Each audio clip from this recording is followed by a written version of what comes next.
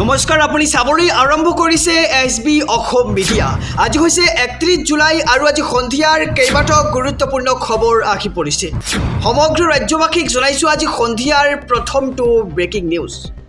ৰাজ্যৰ মুখ্যমন্ত্ৰী ডক্টৰ হিমন্ত বিশ্ব শৰ্মাই এইবাৰ দেশৰ প্ৰধানমন্ত্ৰীক এক প্ৰকাৰ ধন্যবাদ দিয়া দেখিবলৈ পোৱা গৈছে। তেওঁ কৈছে যে প্ৰধানমন্ত্ৰীৰ সাহসতেই মই সকলো কাম কৰি আছোঁ আৰু যিহেতু উজনি অসমৰ 4খন জিলা বৰ্তমান বানাক্ৰান্ত দেখিবলৈ পোৱা গৈছে, বানত আক্ৰান্ত বহুকেইগৰাকী লোকক দেখিবলৈ পোৱা গৈছিল। তাৰ মাজতেই ৰাজ্যৰ মুখ্যমন্ত্ৰীয়ে এনে মন্তব্য কৰি প্ৰশংসাৰে উপচাই পেলাইছে দেশৰ প্ৰধানমন্ত্ৰীগৰাকীক। তেওঁ কৈছে যে দেশৰ প্ৰধানমন্ত্ৰীগৰাকীৰ সাহসতে মই সকলো কাম কৰি আছোঁ আৰু প্ৰধানমন্ত্ৰীৰ পৰা অফুৰন্ত সহায় পাই আছোঁ আৰু প্ৰধানমন্ত্ৰীয়ে সাহস নিদিলে মই একোৱে কৰিব নোৱাৰিলোহেঁতেন।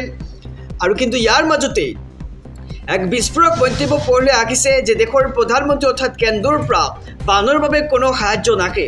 অসমৰ বানক লৈ দয়খৰা মন্তব্য আৰু জলশক্তি মন্ত্ৰী ৰাজভূষণ চৌধুৰীয়ে এনে মন্তব্য কৰিছে। তেওঁ ইয়াৰ মাজতে কৈছে যে অসমৰ বান আৰু খহনীয়াৰ দায়িত্ব নলয় কেন্দ্ৰীয় চৰকাৰে, ইয়াৰ দায়িত্ব কেৱল ৰাজ্য চৰকাৰৰ। এতিয়া ৰাজ্যে প্ৰশ্ন কৰিছে যে যদিহে কেন্দ্ৰীয় চৰকাৰে দায়িত্ব নলয় তেন্তে কিয় ৰাজ্যৰ মুখ্যমন্ত্ৰী ডক্টৰ হিমন্ত বিশ্ব শৰ্মাই এনেদৰে সামাজিক মাধ্যমৰ আগত মন্তব্য কৰিছে যে দেশৰ প্ৰধানমন্ত্ৰীগৰাকীৰ সাহসতেই মই সকলো কাম কৰি আছোঁ। আৰু লগতে তেওঁ উল্লেখ কৰি কৈছে যে মোক নিৰন্তৰ কাম কৰিবলৈ পথ দেখুৱাই আছে দেশৰ প্ৰধানমন্ত্ৰীগৰাকী। কিন্তু ইয়াৰ মাজতে এক বিস্ফোৰক মন্তব্য কৰিছে যে অসমৰ বান আৰু খহনীয়াৰ দায়িত্ব নলয় কেন্দ্ৰীয় চৰকাৰে, ইয়াৰ দায়িত্ব কেৱল ৰাজ্য চৰকাৰৰহে। তেনেহ'লে ৰাজ্যৰ মুখ্যমন্ত্ৰীগৰাকীয়ে এক প্ৰকাৰ মিছা মাতিছে নেকি? এতিয়া ৰাইজৰ মনত এক প্ৰশ্ন উত্থাপন হৈছে যে অসমক কেতিয়াও বিপদত পৰিবলৈ নিদিয়ে প্ৰধানমন্ত্ৰী মোদীয়ে, কিন্তু ইয়াৰ সম্পূৰ্ণ বিৰোধিতা কৰিছে এইবাৰ জলশক্তি মন্ত্ৰী ৰাজভূষণ চৌধুৰী। আৰু অসমৰ বানক লৈ দায়খৰা মন্তব্য কৰিছে এইবাৰ জলশক্তি মন্ত্ৰী ৰাজভূষণ চৌধুৰীয়ে। তেওঁ কৈছে যে অসমৰ বান আৰু খহনীয়াৰ দায়িত্ব নলয় কেন্দ্ৰীয় চৰকাৰে, ইয়াৰ সম্পূৰ্ণ দায়িত্ব কেৱল ৰাজ্য চৰকাৰৰ। কিন্তু ইয়াৰ বিপৰীতে দেখিবলৈ পোৱা গৈছে যে ৰাজ্যৰ মুখ্যমন্ত্ৰীগৰাকীয়ে কৈছে যে প্ৰধানমন্ত্ৰীৰ সাহসতেই মই সকলোবোৰ কাম কৰি আছোঁ। আগবঢ়াইছোঁ আৰু এটি ব্ৰেকিং নিউজ ডাঙৰ খবৰ। অহা 5 আগষ্টত ইঞ্চুৰেঞ্চ কোম্পানীৰ সৈতে বাৰ্তালাপ কৰিব ৰাজ্যৰ মুখ্যমন্ত্ৰী ডক্টৰ হিমন্ত বিশ্ব শৰ্মাই। আৰু বানত বাহন ক্ষতিগ্ৰস্ত হোৱা বানাক্ৰান্তক ইঞ্চুৰেঞ্চ প্ৰদানত গাফিলতি কৰিব নোৱাৰিব ইঞ্চুৰেঞ্চ কৰ্তৃপক্ষই আৰু লগে লগেই ইঞ্চুৰেঞ্চ ক্লেইম নিষ্পত্তি কৰিব লাগিব কোম্পানীসমূহে। আৰু 4খন জিলাৰ বাবে এনে নিৰ্দেশনা জাৰি কৰা হৈছে, যিহেতু 4খন ৰাজ্যত এতিয়া বিধ্বংসী বানে তছনছ কৰিছে সামাজিক জীৱন। আৰু তাৰ মাজতে ৰাজ্যৰ মুখ্যমন্ত্ৰী ডক্টৰ হিমন্ত বিশ্ব শৰ্মাই এনে এক ভাল খবৰ 4 ৰাজ্যৰ বানাক্ৰান্তক দিয়া দেখিবলৈ পোৱা গৈছে। আৰু 5 আগষ্টত ইঞ্চুৰেঞ্চ কোম্পানীৰ সৈতে বাৰ্তালাপ কৰিব ৰাজ্যৰ মুখ্যমন্ত্ৰীগৰাকীয়ে। আৰু বাহন ক্ষতিগ্ৰস্ত হোৱা বানাক্ৰান্তক ইঞ্চুৰেঞ্চ প্ৰদানত গাফিলতি কৰিব নোৱাৰিব ইঞ্চুৰেঞ্চ কৰ্তৃপক্ষই আৰু লগে লগেই ইঞ্চুৰেঞ্চ ক্লেইম কৰি নিষ্পত্তি কৰিব লাগিব কোম্পানীসমূহে। পৰৱৰ্তী খবৰৰ মাজলৈ এতিয়া KYCৰ দিন আঁতৰিল এতিয়া আৰু বেংক বা বীমা কোম্পানীত পৃথকে বাৰে KYC দিয়াৰ প্ৰয়োজন নহ'ব। খুবেই এক গুৰুত্বপূৰ্ণ খবৰ জনাইছোঁ SB অসম মিডিয়াৰ সমূহ দৰ্শকক। চলিত বছৰৰ আগষ্ট মাহৰ পৰা কেন্দ্ৰীয় চৰকাৰে প্ৰৱৰ্তন কৰিব KYC 2.0। ইয়াৰ অৰ্থ হৈছে চেণ্ট্ৰেল ন' ইয়ৰ কাষ্টমাৰ। আৰু এতিয়াৰে পৰা গ্ৰাহকৰ পৰিচয় পত্ৰ কেন্দ্ৰীয় তথ্য কোষত সংৰক্ষণ হৈ থাকিব। বেংক আৰু বীমা কোম্পানীসমূহে সন্মতি সাপেক্ষে টকাৰ পৰাই KYC পৰীক্ষণ প্ৰক্ৰিয়া সম্পূৰ্ণ কৰিব। আৰু এক খুবেই ভাল খবৰ, যিহেতু KYCক লৈ জনসাধাৰণে বেংক বা বিভিন্ন কাৰ্যালয়ত দৌৰাদৌৰি কৰা দেখিবলৈ পোৱা যায়। কিন্তু ইয়াৰ মাজতে এইবাৰ কেন্দ্ৰীয় চৰকাৰে আনিছে এক ভাল খবৰ। KYC 2.0 আহিব এতিয়াৰ পৰা। আৰু KYC দিন আঁতৰিল কিয়নো এতিয়াৰ পৰা বেংক বা বীমা কোম্পানীত পৃথকে বাৰে আপুনি KYC কৰিব নালাগিব, প্ৰয়োজন নহ'ব। আৰু চলিত বছৰৰ আগষ্ট মাহৰ পৰাই কেন্দ্ৰীয় চৰকাৰে প্ৰৱৰ্তন কৰিব KYC 2.0। আৰু এতিয়াৰ পৰা গ্ৰাহকৰ পৰিচয় পত্ৰ কেন্দ্ৰীয় তথ্য কোষত সংৰক্ষণ হ'ব আৰু যাৰ বাবেই গ্ৰাহকে বাৰে KYC কৰিবলৈ অফিচ আদালতত দৌৰাদৌৰি কৰিব নালাগিব। আগবাঢ়িছোঁ পৰৱৰ্তী খবৰৰ বাছলৈ। বানত ক্ষতিগ্ৰস্ত পথসমূহ 1 ছেপ্টেম্বৰৰ পৰা নিৰ্মাণৰ কাম আৰম্ভ হ'ব। ৰাজ্যৰ মুখ্যমন্ত্ৰী ডক্টৰ হিমন্ত বিশ্ব শৰ্মাই কৰিছে বৃহৎ ঘোষণা আৰু 4 ৰাজ্যত এই কাম আৰম্ভ হ'ব 1 ছেপ্টেম্বৰৰ পৰাই। 2 পৰা 3 আগষ্টৰ পৰাই বানাক্ৰান্তই লাভ কৰিব 15,000 কোটি টকাৰ এক ৰাজ সাহায্য। সমগ্ৰ শিক্ষা অভিযানক দিয়া হ'ব 8 কোটি টকা আৰু বান বিধ্বস্ত বিদ্যালয়সমূহলৈ পঠিওৱা হ'ব 2 পৰা 3 লাখ কোটি টকা। ক্ষতিগ্ৰস্ত বিদ্যালয়সমূহলৈ ইতিমধ্যে প্ৰেৰণ কৰা হৈছে পাঠ্যপুথি আৰু 1 ছেপ্টেম্বৰৰ পৰা 4 ৰাজ্যৰ যি পথ আছে পথৰ ক্ষতিগ্ৰস্তৰ কাম আৰম্ভ কৰা হ'ব বুলি ৰাজ্যৰ মুখ্যমন্ত্ৰী ডক্টৰ হিমন্ত বিশ্ব শৰ্মাই কৰিছে আনুষ্ঠানিক ঘোষণা। আগবাঢ়িছোঁ পৰৱৰ্তী খবৰৰ মাজলৈ। দেশৰ প্ৰধানমন্ত্ৰী নৰেন্দ্ৰ মোদীৰ সকিয়নিয়ে স্তব্ধ কৰিব পাৰিবনে প্ৰশ্নকাকত ফাদিল চক্ৰ। সামাজিক মাধ্যমত ৰীলযোগে মোদীৰ হুংকাৰ। এই মুহূৰ্তৰ খবৰ জনাইছোঁ। দেশৰ পৰীক্ষা ব্যৱস্থাত স্বচ্ছতা অনা আৰু প্ৰশ্নকাকত ফাদিল কৰা চক্ৰক সম্পূৰ্ণৰূপে উৎখাত কৰাৰ বাবে প্ৰধানমন্ত্ৰী নৰেন্দ্ৰ মোদীয়ে এক অত্যন্ত কঠোৰ স্থিতি গ্ৰহণ কৰিছে আৰু প্ৰধানমন্ত্ৰীৰ এই স্থিতিয়ে প্ৰশ্নকাকত ফাদিল চক্ৰক বন্ধ কৰিব পাৰিবনে, সেয়া সমগ্ৰ এতিয়া ভাৰতবাসীৰ মনত এক প্ৰশ্ন উত্থাপন হৈছে। দেশৰ পৰীক্ষা ব্যৱস্থাত স্বচ্ছতা অনা আৰু প্ৰশ্নকাকত ফাদিল কৰা চক্ৰক সম্পূৰ্ণৰূপে উৎখাত কৰাৰ বাবে প্ৰধানমন্ত্ৰী নৰেন্দ্ৰ মোদীয়ে এক অত্যন্ত কঠোৰ স্থিতি গ্ৰহণ কৰা দেখিবলৈ পোৱা গৈছে আৰু সংসদৰ উভয় সদনত ৰাজহুৱা পৰীক্ষা সংশোধনী বিধেয়ক 2026 গৃহীত হোৱাৰ পিছতেই প্ৰধানমন্ত্ৰীগৰাকীয়ে সামাজিক মাধ্যম ইনষ্টাগ্ৰামত এটা নতুন ভিডিঅ' ৰীল শ্বেয়াৰ কৰি প্ৰশ্নকাকত ফাদিলকাৰী মাফিয়া চক্ৰলৈ তীব্ৰ সকিয়নি প্ৰেৰণ কৰি আৰু প্ৰধানমন্ত্ৰী নৰেন্দ্ৰ মোদীৰ এই কাৰ্যকলাপৰ পিছত প্ৰশ্নকাকত ফাদিল কাণ্ড ৰোধ কৰিব পাৰিব নেকি, এতিয়া সমগ্ৰ দেশবাসীৰ মনত প্ৰশ্ন উদয় হৈছে। আৰু তেওঁ স্পষ্টকৈ কয় যে দেশৰ ছাত্ৰ ছাত্ৰী আৰু যুৱ প্ৰজন্মৰ ভৱিষ্যতৰ সৈতে হেতালি খেলা কোনো এজন অপৰাধীকে ইয়াৰ পিছত ৰেহাই দিয়া নহ'ব আৰু প্ৰধানমন্ত্ৰী নৰেন্দ্ৰ মোদীয়ে এই নতুন আইনখনক দেশৰ শিক্ষা আৰু পৰীক্ষা ব্যৱস্থাৰ বাবে এক ঐতিহাসিক মাইলৰ খুঁটি বুলি অভিহিত কৰে। তেওঁৰ মতে এই আইনী সংস্কাৰে পৰীক্ষা ব্যৱস্থাক অধিক নিৰ্ভৰযোগ্য, স্বচ্ছ আৰু শক্তিশালী কৰি তুলিব আৰু প্ৰধানমন্ত্ৰীগৰাকীয়ে কয় যে প্ৰশ্নকাকত ফাদিল কৰা কোনো মাফিয়া চিণ্ডিকেট বা আমাৰ সন্তানৰ ভৱিষ্যত নষ্ট কৰা কোনো গোটকে কোনো কাৰণতে ক্ষমা কৰা নহ'ব আৰু তেওঁলোকৰ বিৰুদ্ধে আটাইতকৈ কঠোৰ আইনী ব্যৱস্থা গ্ৰহণ কৰা হ'ব। লগতে মোদীয়ে উল্লেখ কৰে যে প্ৰশ্নকাকত ফাদিল হোৱাৰ দৰে অনিয়ম দেশত দীৰ্ঘদিন ধৰি চলিবলৈ দিয়া নহ'ব। আগবাঢ়িছোঁ পৰৱৰ্তী খবৰৰ মাজলৈ।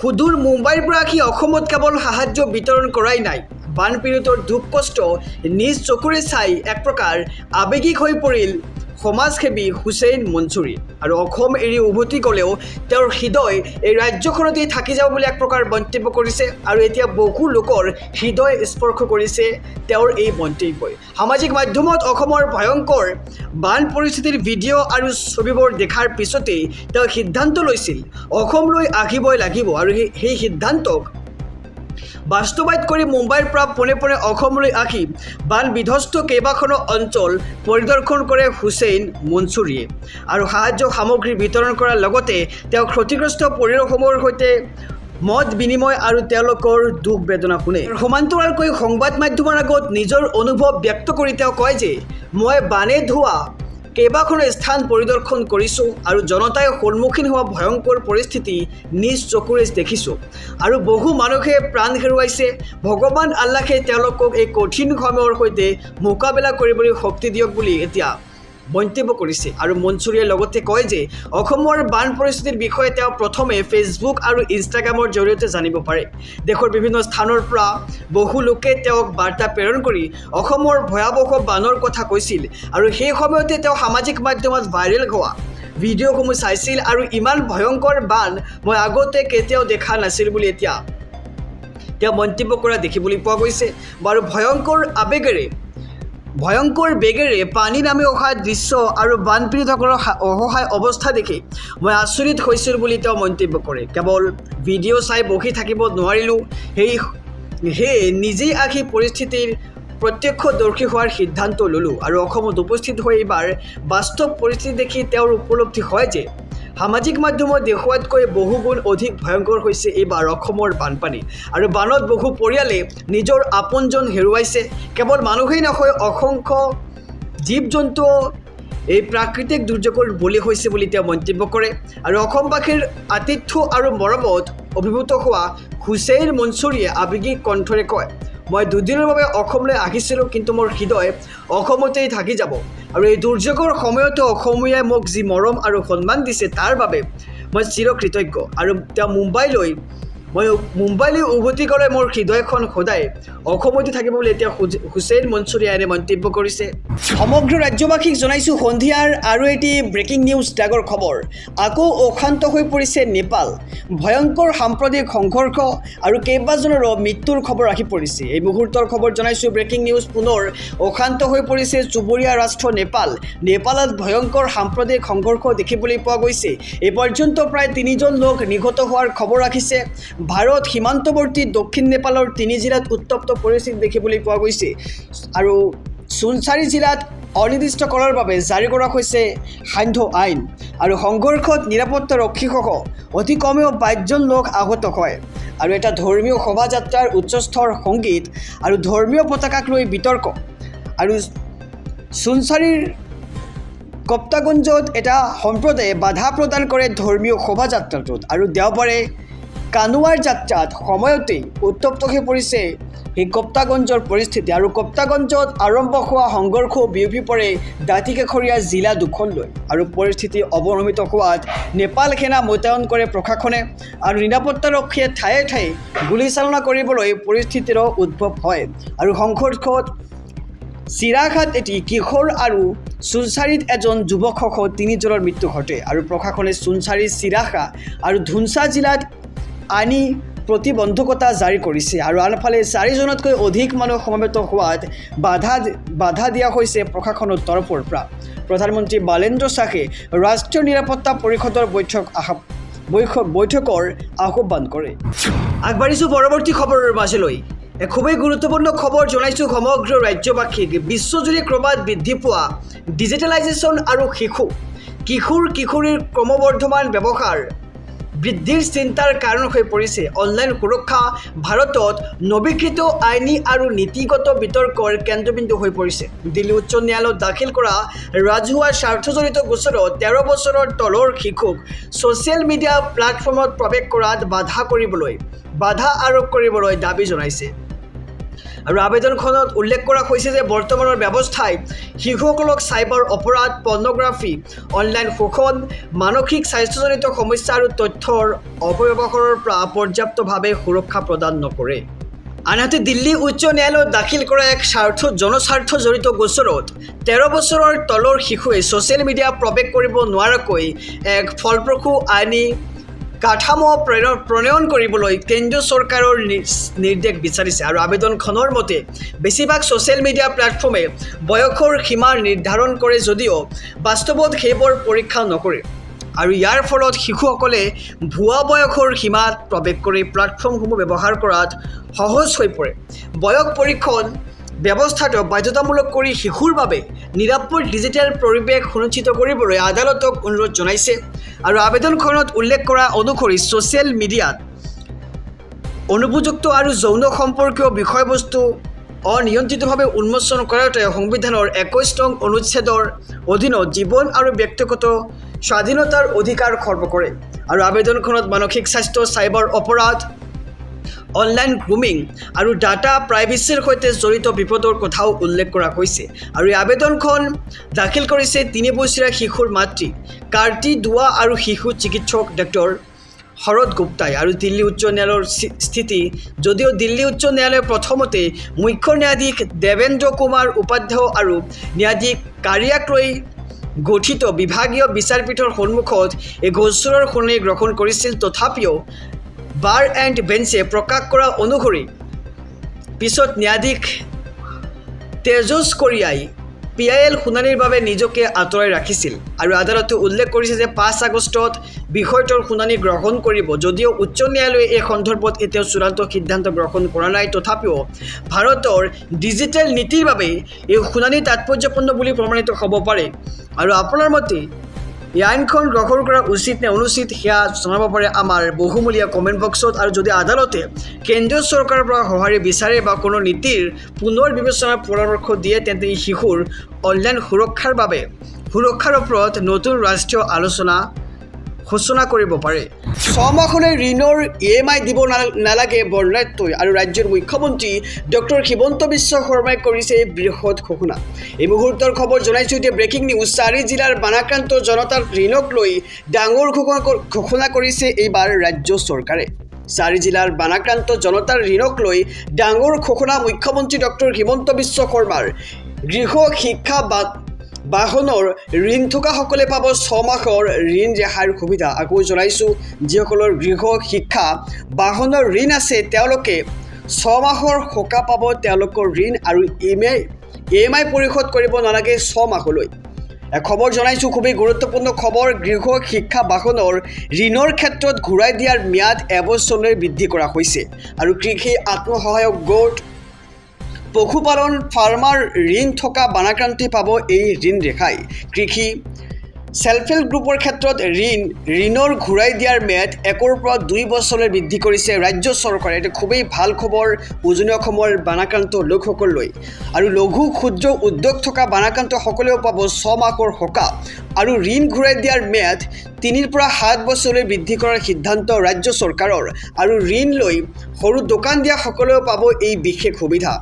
আৰু বন্ধকবিহীন 10,000 টকা অতিৰিক্তভাৱে ঋণ দিব বেংকে। আনফালে বানত ক্ষতি নোহোৱাসকলে নাপাব ঋণ ৰেহাইৰ কোনো সুবিধা। আৰু মিছা মাতিলেই নন পাৰফৰ্মিং এছেট ঘোষণা কৰা হ'ব একাউণ্ট। আৰু এই পৰ্যন্ত NPA নোহোৱা একাউণ্টৰ গৰাকীয়ে পাব এই সুবিধা। আৰু ষ্টেণ্ডাৰ্ড বেংক একাউণ্ট গৰাকীয়ে পাব এই বিশেষ সুবিধাটো। গৃহ শিক্ষা বাহনৰ ঋণ থকা সকলে পাব 6 মাহৰ ঋণ ৰেহাই। আমি খুবেই গুৰুত্বপূৰ্ণ খবৰ জনাইছোঁ, যিহেতু উজনি অসমত বিধ্বংসী বান দেখিবলৈ পোৱা গৈছে আৰু তাৰ মাজতে ৰাজ্য চৰকাৰৰ এনে ভাল খবৰ দিয়া দেখিবলৈ পোৱা গৈছে। আৰু 6 মাহলৈ ঋণ ৰেহাই কৰি দিছে ৰাজ্য চৰকাৰে। গৃহ শিক্ষা বাহনৰ ঋণৰ ক্ষেত্ৰত ঘূৰাই দিয়াৰ ম্যাদ 1 বছৰলৈ বৃদ্ধি কৰিছে হিমন্ত বিশ্ব শৰ্মাৰ চৰকাৰখনে। আগবাঢ়িছোঁ পৰৱৰ্তী খবৰৰ মাজলৈ। উজনি অসমৰ বন্যাত্মৰ ক্ষতিপূৰণক লৈ বৃহৎ ঘোষণা মুখ্যমন্ত্ৰী ডক্টৰ হিমন্ত বিশ্ব শৰ্মাৰ। আৰু প্ৰাৰম্ভিক সহায়ৰ বাবেহে 15,000 টকা আগবঢ়োৱা হ'ব উজনি অসমৰ বানাক্ৰান্তসকলক। আৰু 15,000 টকা কোনো স্থায়ী ক্ষতিপূৰণ নহয়, বৰঞ্চ বানাক্ৰান্ত লোকসকলক তৎকালীনভাৱে সকাহ দিয়াত সহায় হ'বলৈ আগবঢ়োৱা এটা তৎকালীন আৰু অন্তৱৰ্তীকালীন সাহায্যহে। আৰু বানত ক্ষতিগ্ৰস্ত পৰিয়ালক ক্ষতিপূৰণ দিবলৈ চৰকাৰে চলাব এক বিশেষ জৰীপ। আৰু তাৰ পিছতে সিদ্ধান্ত লোৱা হ'ব যে কিমান টকা বানাক্ৰান্তসকলক সাহায্য হিচাপে আগবঢ়োৱা হ'ব। অহা 7 আগষ্টৰ পৰা চৰকাৰে চলাব এক বিশেষ জৰীপ। আৰু শেহতীয়াকৈ উজনি অসমত বিশেষকৈ শিৱসাগৰ, চৰাইদেউ আৰু যোৰহাটত বানে সকলো উটুৱাই নিয়ে। আৰু জলপ্ৰলয়ত সৰ্বশাস্ত হৈ পৰে হাজাৰ হাজাৰ লোক। আৰু বানত অসহায় হৈ পৰা হাজাৰ হাজাৰ লোকক আৰ্থিক সকাহ দিবৰ বাবে চৰকাৰে পদক্ষেপ হাতত লৈছে। বিধ্বংসী বানত বিস্তৰ ক্ষতিৰ মুখামুখি হোৱা পৰিয়ালসমূহক সহায় কৰাৰ উদ্দেশ্যে চৰকাৰে এক বিশেষ সাহায্য আঁচনি গ্ৰহণ কৰিছে। আৰু এই আঁচনিৰ অধীনত বানত ক্ষতিগ্ৰস্ত প্ৰতিটো পৰিয়ালক 15,000 টকা এককালীন সাহায্য প্ৰদান কৰা হ'ব। আৰু 15,000 টকা এককালীন সাহায্যহে মাথো। আৰু 15,000 টকাৰ এককালীন সাহায্যৰ উপৰি লাভ কৰিব বিশেষ ক্ষতিপূৰণ। আৰু প্ৰাৰম্ভিক সহায়ৰ বাবে চৰকাৰে দিব 15,000 টকা। আৰু চৰকাৰী সূত্ৰ স্পষ্ট কৰি দিছে যে 15,000 টকা কোনো স্থায়ী ক্ষতিপূৰণ নহয়, বৰঞ্চ বানাক্ৰান্ত লোকসকলক তৎকালীনভাৱে সকাহ দিয়াত সহায় হ'বলৈ এই ধন আগবঢ়োৱা হ'ব। আনহাতে বানত ক্ষতি হোৱাৰ পৰিমাণৰ ওপৰত ভিত্তি কৰি সহায় কৰিব চৰকাৰে। প্ৰকৃত ভুক্তভোগীয়ে যাতে প্ৰকৃত ক্ষতিপূৰণ লাভ কৰে আৰু কোনো যোগ্য ব্যক্তি যাতে বঞ্চিত নহয়, তাৰ বাবেই চৰকাৰে 7 আগষ্টৰ পৰা বানাক্ৰান্ত অঞ্চলত এক জৰীপ চলোৱাৰ সিদ্ধান্ত গ্ৰহণ কৰিছে। আৰু চৰকাৰী প্ৰতিনিধিৰ দ্বাৰা প্ৰত্যক্ষভাৱে বানপীড়িত অঞ্চলসমূহত গৈ পৰিয়ালসমূহৰ ক্ষয় ক্ষতিৰ বুজ ল'ব। আৰু সেই জৰীপৰ প্ৰতিবেদনৰ ওপৰত ভিত্তি কৰি সাহায্য ধনৰাশি আগবঢ়াব চৰকাৰে। আৰু ক্ষতিৰ অনুপাতে চৰকাৰে দিব ক্ষতিপূৰণ। আৰু ফেচবুক লাইভ যোগে এই ঘোষণা কৰে ৰাজ্যৰ মুখ্যমন্ত্ৰী ডক্টৰ হিমন্ত বিশ্ব শৰ্মাই। সমগ্ৰ ৰাজ্যবাসীক জনাইছোঁ আৰু এটি ব্ৰেকিং নিউজ, ডাঙৰ খবৰ। E20 পেট্ৰল ব্যৱহাৰৰ ফলত কোনবোৰ গাড়ীৰ ক্ষতি হ'ব। স্পষ্ট কৰিছে কেন্দ্ৰীয় পৰিবহণ মন্ত্ৰী নীতিন গাডকাৰীয়ে। এক ডাঙৰ খবৰ জনাইছোঁ, সমগ্ৰ ৰাজ্যবাসীক যিহেতু E20 পেট্ৰলক লৈ দেশজুৰি প্ৰতিবাদ দেখিবলৈ পোৱা গৈছে আৰু তাৰ মাজতে এইবাৰ কেন্দ্ৰীয় পৰিবহণ মন্ত্ৰী নীতিন গাডকাৰী কৰিছে স্পষ্ট ঘোষণা যে E20 পেট্ৰল ব্যৱহাৰৰ ফলত কোনবোৰ বাহনৰ ক্ষতি হ'ব। দেশত বাহনসমূহত 20% ইথানল মিহলি পেট্ৰলৰ ব্যৱহাৰ সন্দৰ্ভত চলি থকা বিতৰ্কৰ মাজতেই কেন্দ্ৰীয় পথ পৰিবহণ আৰু ঘাইপথ মন্ত্ৰী নীতিন গাডকাৰীয়ে এক গুৰুত্বপূৰ্ণ মন্তব্য দাঙি ধৰিছে যে কোনবোৰ বাহনত E20 পেট্ৰল ব্যৱহাৰৰ ফলত সেই বাহনবোৰৰ ক্ষতি হ'ব। ইথানলযুক্ত পেট্ৰল ব্যৱহাৰৰ লগে লগে পুৰণি গাড়ীৰ মালিকৰ মনত যি অনিশ্চয়তা আৰু সন্দেহৰ সৃষ্টি হৈছে, সেই সন্দৰ্ভত মন্ত্ৰীগৰাকীয়ে ৰাজ্যসভাত স্পষ্ট উত্তৰ দিয়ে। কেন্দ্ৰীয় পথ পৰিবহণ আৰু ঘাইপথ মন্ত্ৰী নীতিন গাডকাৰীয়ে উল্লেখ কৰিছে 2005 পৰা 1 এপ্ৰিলৰ পৰা 2016 চনৰ ভিতৰত নিৰ্মিত BS3 বাহনত E20 পেট্ৰল ব্যৱহাৰৰ ফলত বাহনখনৰ ৰবৰ কিছু অংশ গেস্কেটছৰ ক্ষতি কৰিব পাৰে আৰু সেই ক্ষতি হোৱা অংশবোৰ সলনি কৰিবলগীয়া হ'ব পাৰে, কিন্তু সকলো বাহনৰ ক্ষেত্ৰত এই সমস্যা নহ'বও পাৰে।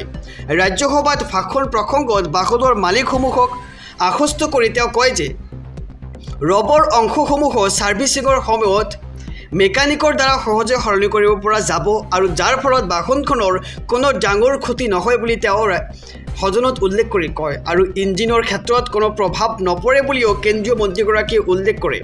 আৰু নীতিন গাডকাৰীয়ে স্পষ্ট কৰি দিয়ে যে E20 পেট্ৰল ব্যৱহাৰ কৰিবলৈ ইঞ্জিনত কোনো ধৰণৰ পৰিৱৰ্তনৰ প্ৰয়োজন নাই। লগতে গাডকাৰীয়ে কয় যে Indian oil corporation limited, Indian institute of petroleum, Dehradun society of Indian automobile manufacturers আৰু অটোমোটিভ ৰিচাৰ্চ এছ'চিয়েশ্যন অফ ইণ্ডিয়াৰ এক সমগ্ৰ ৰাজ্যবাসীক জনাইছোঁ আৰু এটি ব্ৰেকিং নিউজ, ডাঙৰ খবৰ। এইবাৰ ৰাজ্যৰ মুখ্যমন্ত্ৰী ডক্টৰ হিমন্ত বিশ্ব শৰ্মাৰ আকৌ এটি বৃহৎ ঘোষণা। চৰকাৰৰ পৰা বৰ্তমানলৈ বানাক্ৰান্তসকলক 19,469 কুইণ্টেল চাউল প্ৰেৰণ কৰিছে বুলি এক প্ৰকাৰ ঘোষণা কৰিছে ৰাজ্যৰ মুখ্যমন্ত্ৰীগৰাকীয়ে। কেৱল চাউলেই নকয়, দাইল, মিঠাতেল আৰু বিভিন্ন ধৰণৰ সামগ্ৰী তেওঁলোকক যোগান ধৰা হৈছে বুলি এক প্ৰকাৰ ঘোষণা কৰিছে ৰাজ্যৰ মুখ্যমন্ত্ৰীগৰাকীয়ে। জনাইছোঁ সবিশেষ খবৰ, উজনিৰ বান পৰিস্থিতিত অসম চৰকাৰৰ সাহায্য দেখিবলৈ পোৱা গৈছে আৰু চৰকাৰৰ পৰা বৰ্তমানলৈ 19,469 কুইণ্টেল চাউল প্ৰেৰণ, লগতে 3,422 কুইণ্টেল দাইল আৰু 84,000 লিটাৰ মিঠাতেল প্ৰেৰণ শিৱসাগৰ জিলাত এতিয়ালৈকে আৰু 2,37,513টা